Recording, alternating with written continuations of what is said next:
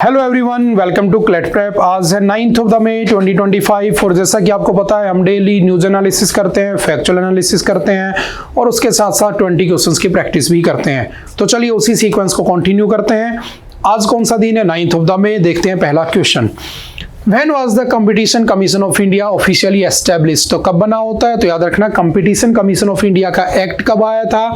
2002 में। ये बना कब था? 2009 में। And it is A statutory body and A quasi judicial body. ठीक है, ये कॉन्स्टिट्यूशनल बॉडी नहीं है, इसका कोई आर्टिकल नहीं है, ध्यान रखना। ठीक है, चलते हैं नेक्स्ट। द S-400 जो हमने रशिया से लिया था वो किस पर्पज के लिए काम आता है? तो याद रखना surface to air missile defence. यही तो पढ़ा था आज हमने एडिटोरियल में, किसी ने हमें बचाया, इसी का नाम सुदर्शन चक्र रखा है हमने। ये सरफेस टू एयर काम करता है और एयर से आने वाले जो मिसाइल है उनको रोकता है, इसलिए इसको हम एयर डिफेंस सिस्टम भी कहते हैं। हमारे पास आकाश है, त्रिशूल है, बट रेंज कम है 9 और 25, तो हमने क्या किया? S-400 रशिया से ले रखा है। ठीक है, तो सिंपल सा याद रखना, हमने एडिटोरियल में डिस्कस किया था।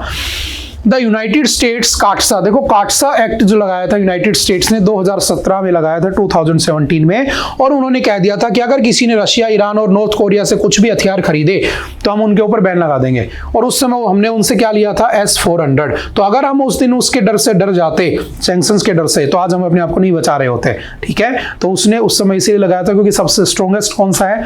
S-400। एक छोटे रीजन की बात करूं तो आयरन डोम है। ठीक है, इसकी रेंज 400 किलोमीटर है। Which country topped the Human Development Index 2025? अभी जो आपका यूनाइटेड नेशंस डेवलपमेंट प्रोग्राम है उसकी एक रिपोर्ट आती है ह्यूमन डेवलपमेंट इंडेक्स, उसमें सबसे टॉप पर कौन है? तो आइसलैंड। भारत कौन से नंबर पे था? 130 पे था। ठीक है, हमें इंडिया और पहले से मतलब है बस। What is the full form of काटसा? काटसा act की फुल फॉर्म क्या है जो 2017 में आया था, जिससे अमेरिका ने बैन लगा दिया था वेपन्स खरीदने पे? तो याद रखना इसकी फुल फॉर्म है countering America's adversaries through sanctions act. ठीक है, इट वाज पास्ड इन 2017। ठीक है, चलते next. Whose tenure as the director of the central bureau of investigation, जो आपकी CBI है, जो 1963 में बनी थी, संथानम कमेटी की रिकमेंडेशन पे बनी थी, उस CBI का जो डायरेक्टर उसका टेन्योर 1 साल के लिए बढ़ा दिया गया। कौन है वो? तो Parveen Sood. Option number C is the right answer. ठीक है, विच इंडियन क्रिकेटर, देखो हमने आपको पता है कि कई बार क्रिकेट से ना स्पोर्ट्स से क्वेश्चन आ जाते हैं। तो अभी एक क्रिकेटर है जिसने टेस्ट क्रिकेट से रिटायरमेंट ले लिया और बहुत फेमस है। कौन? Rohit Sharma. Option number B is the right answer. ठीक है, तो ऐसी न्यूज भी ध्यान रखनी है। नेक्स्ट, और अभी भारत पाकिस्तान की इस वॉर के चलते IPL भी क्या हो चुका है? कैंसिल हो गया। ठीक है, अब आगे के मैच नहीं होंगे। Which country faced US sanctions under काटसा for purchasing the S-400?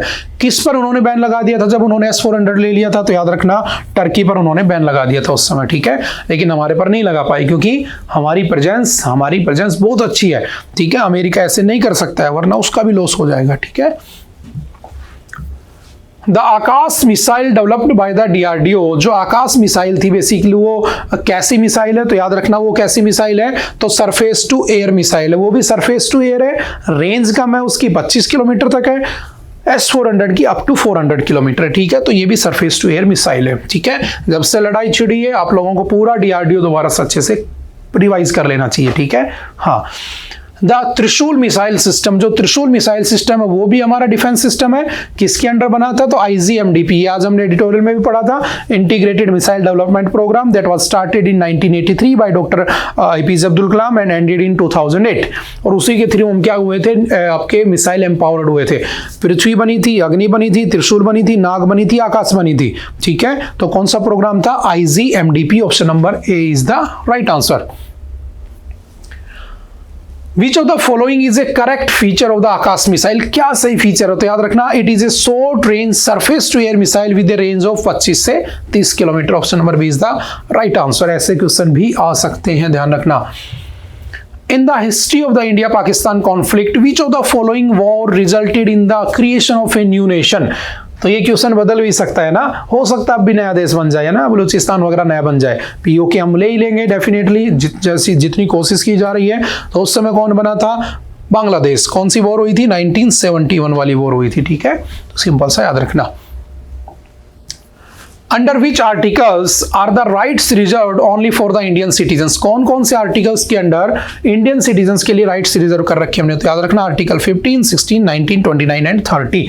ठीक है, इनके अंडर में जो राइट है वो सिर्फ इंडियंस को है। उसके अलावा 14 राइट टू इक्वलिटी हमने एडिटोरियल में डिस्कस किया था, 21, 23, 24 है ना, ह्यूमन ट्रैफिकिंग, चाइल्ड लेबर, वो सब पे है, but these are only exclusively for the Indian citizen. और रोहिंग्या मुस्लिम्स वाली हमने न्यूज़ पढ़ी थी, उसमें हमने डिस्कस भी किया था। चलते next, Which animal is considered the natural host of the Nipah virus, तो अभी निपा वायरस का केस आया केरला में, तो कौन होता है उसका जो कैरियर है, तो याद रखना फ्रूट बैट। ठीक है, वो उसका कैरियर या होस्ट माना जाता है।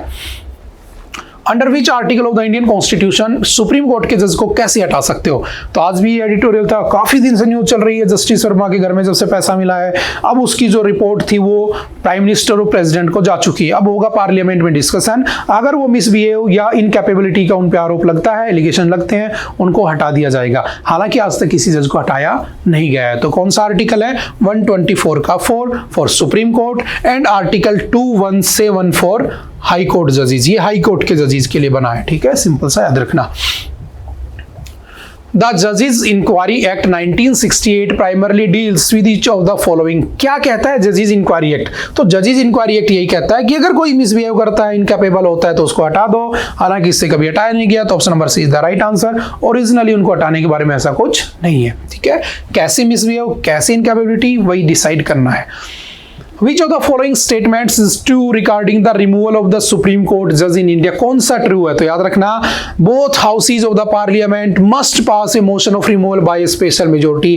एक स्पेशल मेजोरिटी से दोनों हाउस से निकलेगा, 100 मेंबर लोकसभा के, 50 मेंबर राज्यसभा के एग्री कर जाते हैं, उसके बाद एक जूरी बैठती है 3 मेंबर की, और उसके बाद उसको क्या कर दिया जाएगा, पोस्ट से हटा दिया जाएगा। ठीक है, चलते नेक्स्ट।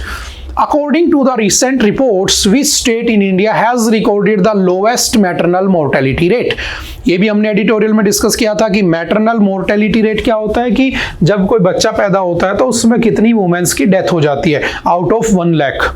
ठीक है, तो सबसे अच्छा कौन सा स्टेट कर रहा है, केरल, उसमें लगभग 20 के आसपास ही रेंज आ गई। इंडिया की क्या है, तो इंडिया की लगभग 93 रेशियो चल रहा है। ठीक है, आज के हमने एडिटोरियल में डिस्कस किया था, 2023 के अंदर पर डे लगभग 700 वुमेन की डेथ होती है, किससे, मैटरनल मोर्टेलिटी रेशियो में। ठीक है, तो सिंपल सा ध्यान रखना।